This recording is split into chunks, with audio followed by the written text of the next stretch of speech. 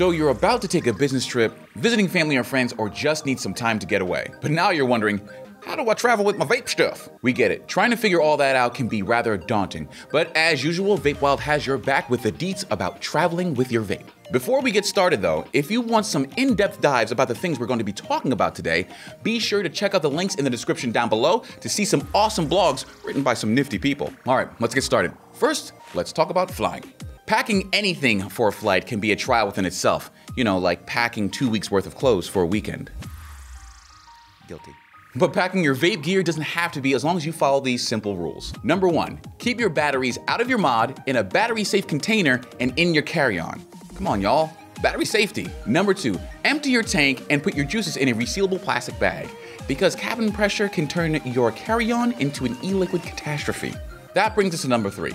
You have a limit of 100 milliliters of liquid that you can bring with your carry-on. So for the rest of your e-liquids, put them in a resealable plastic bag and put them in your checked baggage. And number 4, do not try to stealth vape. Don't be that person. Not only is it illegal, but you'll have a plane full of pissed off people if they have to land to scorch you off. No one needs that kind of negativity in their life. Now let's talk trains and buses. Now, while you can bring your mod with batteries already inside, juice in your tank, and all ready to go, that's about all you can do. Meaning, don't vape on a train or bus. Like, ever. Not only is it illegal, but vaping in an enclosed space with a bunch of strangers who may not be a fan of vaping in general isn't really a good look. Just wait till the trip is over so you can rip those big old clouds. What about taking a cruise?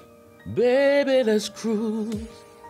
Sorry, I love that song. But in any case, most cruise lines view vaping in the same light as smoking and have designated areas for you to vape in if these cruises allow it. Your best bet is to do your research and see what the rules are for the cruise line you choose. And that covers the basics of traveling with your vape. There are more things to go over, like researching the vape laws to the country you're traveling to, and so on. To get the down low on that, check out the blogs I had mentioned earlier in the description down below. With that, we wish you safe travels, and as always, stay wild.